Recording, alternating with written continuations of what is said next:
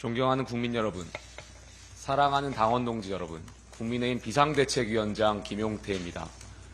오늘 저는 당을 살리고자 하는 간절한 마음을 담아서 이 자리에 섰습니다.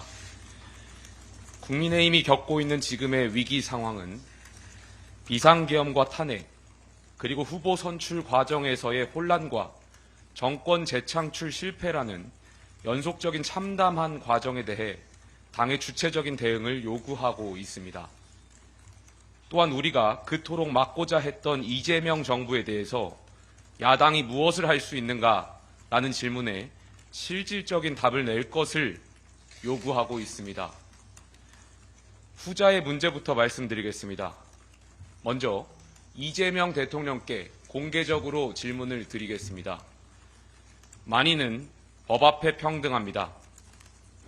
대통령은 취임 전 진행되어 온 재판을 면제받기 위한 자리가 아닐 것입니다.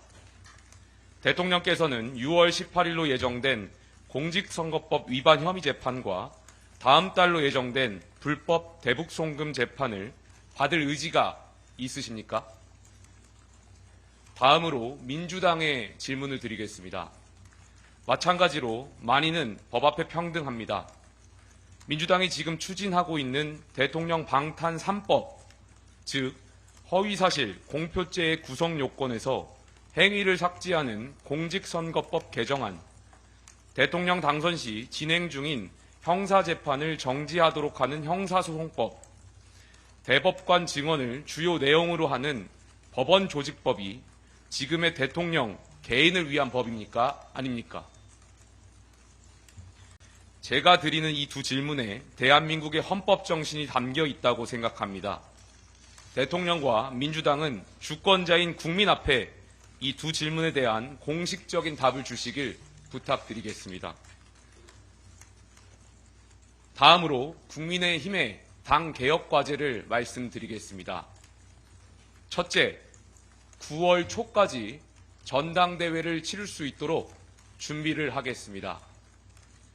우리는 비상계엄과 대통령 탄핵의 상처, 그리고 정권 재창출 실패의 과정 속에서 깊은 좌절과 당내 갈등 상황에 빠져 있습니다. 이러한 상황 속에서 내년 지방선거를 비대위 체제가 아니라 선출된 당대표 체제로 치르는 것 자체가 보수 재건과 지방선거 승리를 위한 당면 목표가 될 것입니다. 둘째, 당내 탄핵 찬성 세력과 탄핵 반대 세력 간의 갈등 관계를 근본적으로 해소하기 위해 대통령 탄핵 반대 당론 무효화를 추진하겠습니다. 많은 국민들께서 계엄과 탄핵의 문제에 대해 극심한 충격과 상처를 받으셨습니다.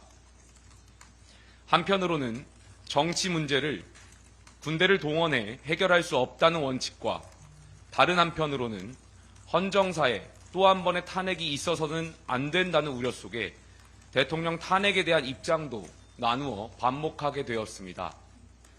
저는 탄핵에 찬성했던 국민이나 탄핵에 반대했던 국민 모두 각자의 진정성과 애국심이 있었다고 믿습니다. 또한 각자가 헌법기관인 국회의원의 해석과 판단 역시 존중되어야 합니다. 탄핵에 대한 반대가 계엄에 대한 찬성은 아니었기 때문입니다. 당시 국민의힘의 탄핵 반대 당론은 수사 결과에 따라 탄핵 여부 결정이라는 원칙하에 민주당이 발의한 두 차례의 탄핵안에 대해 반대한 것이었으나 헌법재판소와 대법원 판결 등 국가사법부의 결정은 당론을 결정 또는 수정하게 하는 불가역적인 판단 근거가 됩니다.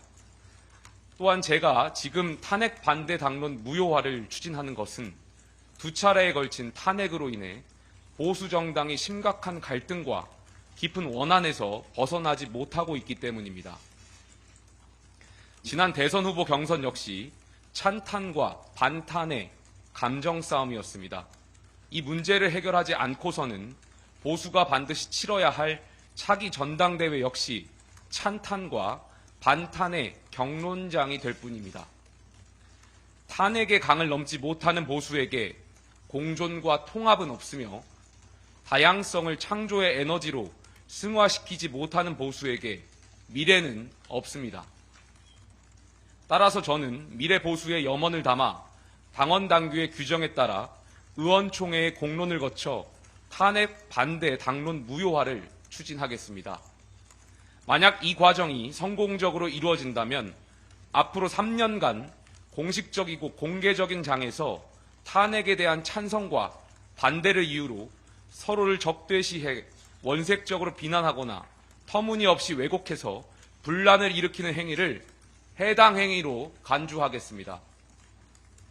또한 탄핵에 대한 찬반의 입장은 관용하되 당내 선출직 공직자들 포함한 주요 당직자들이 지난 비상계엄을 옹호하는 경우에는 윤리위원회 회부에서 엄중한 징계를 요청하겠습니다. 셋째, 당의 대선 후보를 부당하게 교체하고자 했던 과정의 진상을 규명하고 합당한 책임을 부과하겠습니다.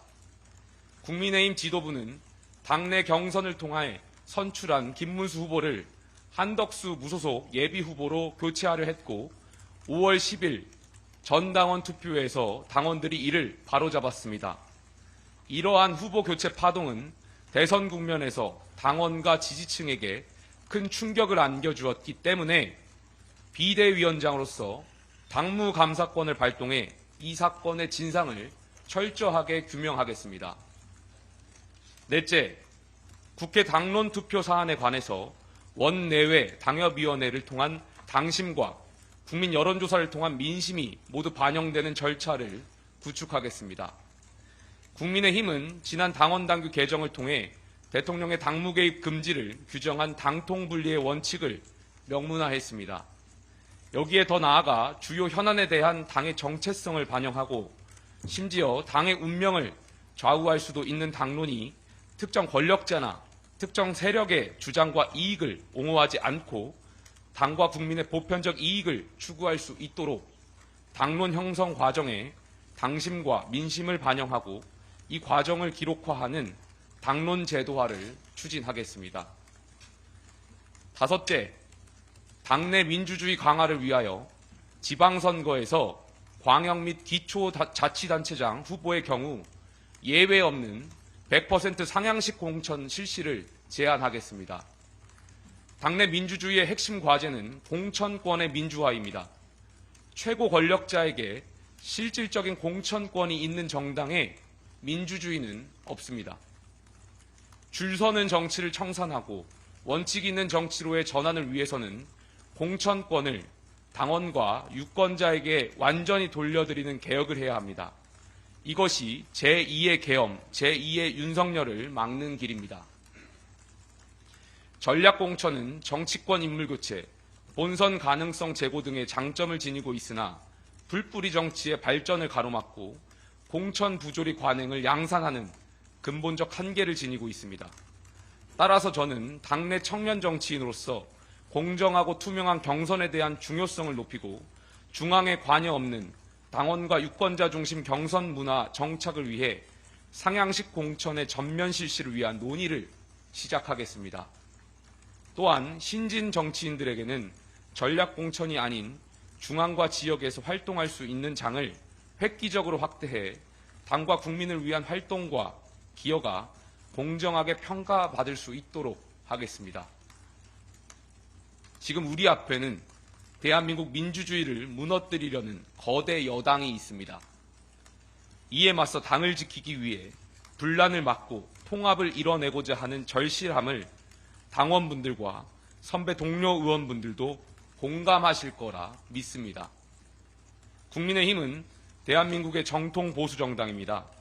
현재의 위기를 슬기롭게 극복해 자유민주주의 대한민국을 수호하고 보편적 가치가 존중받고 다양성이 살아 숨쉬는 진정한 자유민주주의 정당으로 발전해 나가도록 최선의 노력을 다하겠습니다. 감사합니다.